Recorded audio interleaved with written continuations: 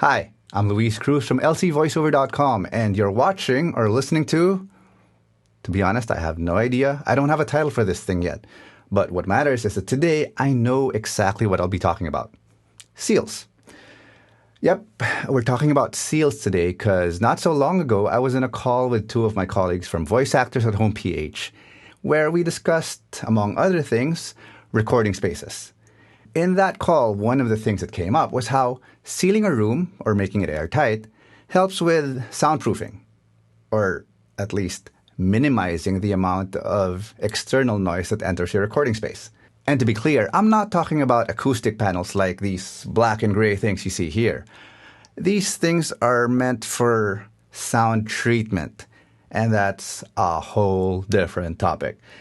By the way, I have a sort of lengthy post about it with links to videos about the difference between soundproofing and sound treatment.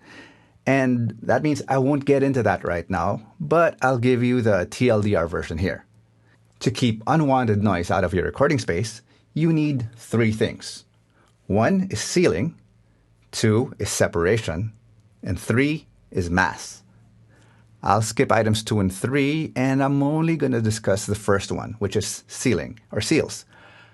One of the ways sound travels is through the air, and if air can get into your recording space from outside, well, it can take sounds along with it. So when we close the doors and windows leading to our recording space, we block a lot of the airflow, but not all of it.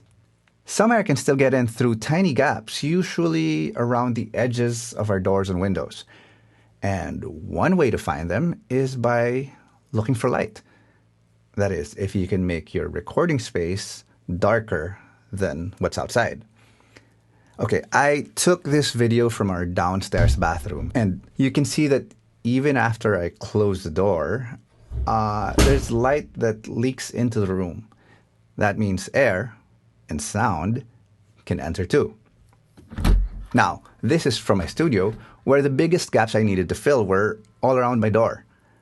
Yes, I've got windows here and here, but they're double paned, and the glass is set into the concrete, so I don't really have to worry about air leaking in through them.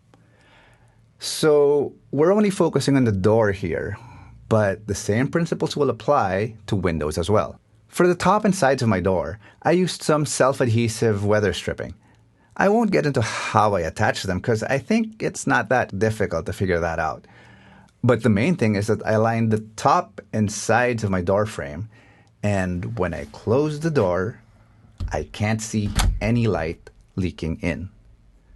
As for the strip itself, well, okay, I've got a small sample right here, and depending on how you look at it, it looks like a soft P or B or D-shaped piece of rubber. And that roundish portion, that's what fills in the gap between your door and your door frame. As for the bottom, I have an automatic door bottom seal installed. I can't explain how it works exactly, but the basics are it's installed in a groove on the bottom of the door, and it stays retracted by default and seals automatically when a button or an adjusting screw gets pushed in by the door jamb. And that's it. That's how I seal my studio door and keep my space, well, mostly airtight. I'm sure it's not hermetically sealed or anything even close to that, but it's airtight enough to significantly reduce the amount of external noise that comes in. And, there's a little video I want to share just to show how airtight my space is. I'm going to try to slam the door, and I can't slam it. Again, one more time. Nope. As you can see, no matter how hard I try to slam the door, it just won't slam shut.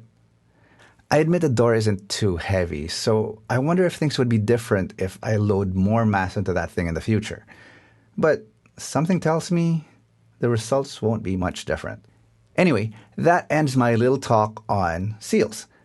I hope you learned a little something from it, and you get some relatively low-cost ideas for how to minimize unwanted noise in your recording space. Until next time, bye.